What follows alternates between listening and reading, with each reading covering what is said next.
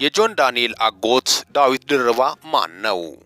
ሰላም ጤና ይስጥልን ውድ የቻናሌ ተከታታዮች ሚኪ ነኝ ከሚኪ ታቦር ኢንፎ። ለዚህ ቁም ነገር አዘል ቻናል አዲስ ከሆናችሁ ሰብስክራይብ በማድረግ ቤተሰብ ይሁኑ። በዚሁ ቻናል በዋናነት የምተላለፉት ወቅታዊና ታማኒ እንዲሁም ሚዛናዊ መረጃዎች ስለሆኑ ሰብስክራይብ ስታደርጉ ደወል ምልክቷን ወይም ኖቲፊኬሽን ቤሏን ክፍት ያደርጉ። ያን ሲያደርጉ ወዲያውኑ የሚለቀቁት መረጃዎች ለእናንተ ይደርሳሉ። ይህንን ቪዲዮ ሲጨርሱ ላይክ፣ ሼርና ኮሜንት በማድረግም ላልሰሙት እንዲዳረስ ያድርጉ። እስከ መጨረሻው እንድታደምጡኝ በትህትና ጠይቃለሁ። ሰሞኑን በጣም ባልተጠበቀ ጊዜና ሰዓት በርካታ ቁጥር ያላቸውን ኢትዮጵያውያንንም ቀጥታ ስርጭት ላይ በመግባት ያስደነቀ በርካቶችን ደግሞ ሰርፕራይዝ ያደረገ ክስተትም ሆኗል። ጆን ዳንኤል ከእስር ተፈቷል። ከእስር ተፈቶም ቀጥታ ስርጭት ላይ አንድ እንግዳ ጋበዘ።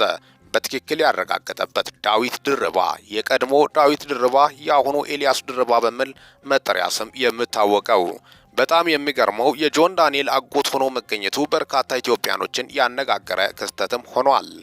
በኢትዮጵያ ታሪክ ይህ ሰው ማን ነው? በርካታ ቁጥር ያላቸው ኢትዮጵያኖችም ስለሱ ለማንሳትም ለማወቅም ይገደዳሉ። ምክንያቱም ታሪኩን በማስመልከት በርካታ ቁጥር ያላቸው ኢትዮጵያኖች በተለይ ደግሞ አዲስ አበባ ተወልዶ ያደገ ሰው ስለ ዳዊት ድርባ ወይም የአዲስ አበባ ነዋሪ አቅም ማለት ይከብዳል። ዳዊት ድርባ በኢትዮጵያ ታሪክ በከፍተኛ ሁኔታ ወያኔ መንግስት ጊዜ አነጋጋሪ የሆነው እስር ቤትን ከአንድም ሁለቴም በማምለጥ መንግስትን ያዳከመ ከባድ እንደሆነም ነው። ጥይት ተደብድቦ ሞቷል የተባለው ዳዊት ድርባ ዳግም በህይወት መኖሩ በርካታ ቁጥር ያላቸው ኢትዮጵያኖችን ያስደነቀ ክስተትም ሆኗል። እንዴት ነው ይህ ምታታዊ እንጂ ሰው አይደለም በማለት በርካቶቹም ሀሳባቸውን ገልጿል። ምክንያቱም ሰው ቢሆን እንዴት በዚህ ሁላ ጥይት ተመቶ አይሞትም? እንዴት ደግሞ ከእስር ቤት በተደጋጋሚ ያሁላ ጥበቃ እየተደረገለት ያመልጣል? በማለትም ነው። እንደምታወቀው በቲክታክ ፕላትፎርም በተለይ በከፍተኛ ቁጥር ያላቸው ኢትዮጵያኖች ተወዳጅነት ያገኘው ጆን ዳንኤል ወይም ዮሐንስ ዳንኤል በሚል በጣም በከፍተኛ ሁኔታ በርካቶችን ህይወት እየቀየረ ያለው ቲክታክ አካውንቱን በመጠቀም ከመሬት ተነስቶ በኢትዮጵያ ታሪክ በብዙ ሚሊዮኖች ብር የሰራው ጆን ዳንኤል እጅግ አስገራሚ ክስተት የህይወቱ ውጣ ውረዱ ከስልክ ጥገና ተነስቶ ትልቅ ደረጃ የበቃው ጆን ዳንኤል ታዲያ በርካታ ቁጥር ያላቸው ኢትዮጵያኖችን ቀጥታ ስርጭት ላይ በመግባትም ቀጥታ ስርጭት ላይ ገንዘብ እንዴት እንደሚሰራ ጊፍት ኮይን እንዴት መሰብሰብ እንደሚቻል ለኢትዮጵያ አብዛኛው ቲክታከሮች ያስተማረውም ጆን ዳንኤል ነው። በነገራችን ላይ ጆን ዳንኤልን በግል ለሚያውቁት በጣም ቀናና ፖዚቲቭ እንደ ሀሳብ እንዳለው ጭምርም በርካታ ቁጥር ያላቸው ኢትዮጵያኖች በቅርበት የሚያውቁትም ስለሱ ይገልጹታል።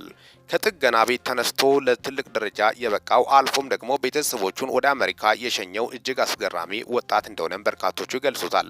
ለቤተሰቦቹ ከምንጊዜውም በላይ በጣም ያስባል፣ ይጨነቃል። ስለ ቤተሰቦቹ ለውጥ፣ ስለ ቤተሰቦቹ ያኗኗር ዘይቤ እንዲቀየርም በከፍተኛ ሁኔታ አስተዋጽኦ አበርክቷል በማለትም በርካቶቹም በተለይ በቅርበት የሚያውቁት ይገልጹታል። ጆን ዳንኤል እስር በጣም በሚያሳዝን ሁኔታ ባልተጠበቀ ጊዜና ሰዓት ዳግም የእስር ህይወት ዳዊት ድርባም የገጠመበት ክስተትም በተለይ አንዳንዴ ስሜታዊነት አንዳንዴ ደግሞ ህዝብ አለኝ ማለት ጎን አለ ብሎ እንደፈለጉ መናገር ከፍተኛ ዋጋ እንደሚያስከፍልም ነው። ትንሽ የስህተት ለትልቅ ውድቀት እንደዳረገችው በተለይ ለአንድ አመት ከምናምን 4 ወር አካባቢ ዋጋ እንዳስከፈለችው ያልተጠበቀ ሁኔታ እዛው ችግር መፈታ መስሎት እዛው ክርክር ያስነሳው ጆን ዳንኤል በቀጥታ ስርጭት ላይ ያሁላ ግብግብ መፈጠሩ በጣም በርካታ ኢትዮጵያኖችን ያስደነገጠ ክስተትም ሆነዋል። በቀጥታ ስርጭት ላይ በርካታ ቁጥር ያላቸው ኢትዮጵያኖች አዎ በለው ካሉ በኋላ ኋላ ደግሞ ተቀልብሶ ልክ አልሰራም በማለትም ደግሞ በጣም በሚያሳዝን ሁኔታ ሀሳቡን ስተቹም ነበር። ታዲያስ እንዴት ሰው እንዴት በዚህ ልክ አቋም ያጣል? ልጁን እንደዛ ካስገቡ በኋላ ደግሞ እንዴት እንደዚህ ያደርጋሉ? በማለትም ነው። ከታሰረ በኋላ በርካታ ቁጥር ያላቸው ኢትዮጵያኖችም እሱ ላይ ሲሳለቁበት ነበር። ጆን ዳንኤል በሳቱ ክፋት አስቦ አይደለም። እንዴት ሰው በዚህ ደረጃ ይጨክናል? አብዛኛው ህሊና ያለ ሰው እንዴት እንደዚህ ያደርጋል? በማለት በርካቶቹም እሱ ላይ ሀሳቡን በተለይ ደግሞ እንደዚህ የተሳለቁበት ላይ ሀሳባቸውን ሲገልጹ ተስተውሏል። የኢትዮጵያ አየር መንገድ ስም እንዲጠፋ ወይም የኢትዮጵያ አየር መንገድ ሰው እንዳይሳፈር ኢትዮጵያ ኢኮኖሚ እንድመታ አይደለም ሀሳቡ። በሰዓቱ በነበረው ከፍተኛ ክርክር ያልረታ ባይነት ነገር ሆኖበት እንጂ ሌላ ነገር እንዳልሆነበትም ነው በርካቶቹም በተለይ ደግሞ ልታዘብ የቻሉት። ጆን ዳንኤልም ካገላለጹ ሀገር የመጥላት ወይም ሀገር ላይ ጥላሸት የመቀባት ነገር አይደለም። በሰዓቱ ሀገርን ብጠላ ከአባቱ ጋር አብሮ ከቤተሰቦቹ ጋር ከሀገር ይወጣ ነበር። እሱ ወደ ትግራይ በሚያቀናበት ሰዓት ላይ በዚህ ጉዳይ ላይ ነው ትልቅ የህይወቱ ፈተና የገጠመው። እንዳውም ፈጣሪ ምሕረት አድርጎት በቸርነቱ አስቦት እንጂ እስከ 10 ዓመት የሚያስፈርድ እስከ 13 በማለት በሰዓቱ ጠበቆቹም ወጥቶ መግለጫ ሰጡ ነበር። በተለይ የህግ ባለሙያዎች ጠበቃው የኖት እውቀት ያላቸው ሰዎች ወጥቶ ሲገልጹ መግለጫ ሰጡ ነበር። ግን 1 ዓመት ከ4 ወር በኋላ በሰላም ከስር ተፈቷል። ከስር ከተፈታ በኋላ ታላቅ እንግዳ በማለትም ነበር ያቀረበው። አጎቱ ዳዊት ድርባ እንደሆነ በትክክል ያረጋገጠበት ራሱ እንደሆነ በርካታ ቁጥር ያላቸው እንዴት እስካሁን ድረስ አላራጀም ፊቱ ቤቢ ፌስ ነው በማለትም ነው። አንዳንዴ ሰው ራሱን ስንከባከብ ስፖርት ሲሰራ ቶሎ አያረጅም የሚባለው ነገር እውነት ነው። ዳዊት ድርባ አሁንም ቤቢ ፌስ ነው። በጣም ደግሞ እርጋታ የተሞላ ህይወትን እንደጀመረ ጭምርም ሁኔታዎቹ ያስረዳሉ። ኤልያስ ድርባ በሚል ዱባይም ረጅም ዓመት ኖሮ እንደመጣና በተለይ በተረጋጋ ህይወት ላይ ያለ ነበር ነገሮቹ ዳግም የተበላሹበት። እስር ቤት ከገባ በኋላ በእስር ቤት ቆይታው ካጠገቡ ነበር ጆን ዳንኤል እንዲጠነክር እስር ቤት ሆኖ እንዳይማረር እንዳይደበር ከጎኑ በመሆን ሲያግዘው የነበረው በማስተማር የእስር ቤት ቆይታን ጆን ዳንኤል በእስር ቤት ቆይታው በቃሊቲ ማረሚያ ቤት ቆይታው በተለይ የተለያዩ ነገሮችን በተለይ መጽሐፍ መንፈሳዊንም ዓለማዊንም ሲያነብ እንደነበረም ሁኔታዎቹን በማስረዳትም ነው። ጆን ዳንኤል በእስር ቤት ቆይታው በርካታ ትምህርት እንደወሰደበትም ገልጸዋል። ስላጎቱ ዳዊት ድርባ በቅርቡም መጽሐፍ እንደሚያሳትምም ታሪኩን ተናግሯል። በተለይ ከታሪኩ ሰው ቁም ነገር ይማር ይሁን በርካቶቹ እየገለጹ ያሉት ዳዊት ድርባ ያሳለፈበትን ታሪክ በኔጌቲቭ ማንሳት እንዳለበትም በርካቶቹ እየገለጹ ናቸው። እንደ ጀብድ ሳይሆን በኔጌቲቭ መነሳት እንዳለበትም ነው በርካቶቹ። ምክንያቱም የህይወት ተሞክሮ ዋጋ እንዳስከፈለው መናገር እንጂ ያለበት ትውልዱ መማር ያለበት ከህይወቱ። በርካቶቹ ደግሞ ዝም ብሎ መጽሐፍ ሊያሳትም ነው ስላለ በርካቶቹ ገብቶ ትችት ያነሳሉ። ትችት ከማንሳት ይልቅ የመጽሐፉ ይዘት ምን ይላል፣ ለትውልድ አስተማሪ ነው ወይስ አስተማሪ አይደለም የሚለው ላይ ነው ትኩረት ሊደረግ የሚገባው።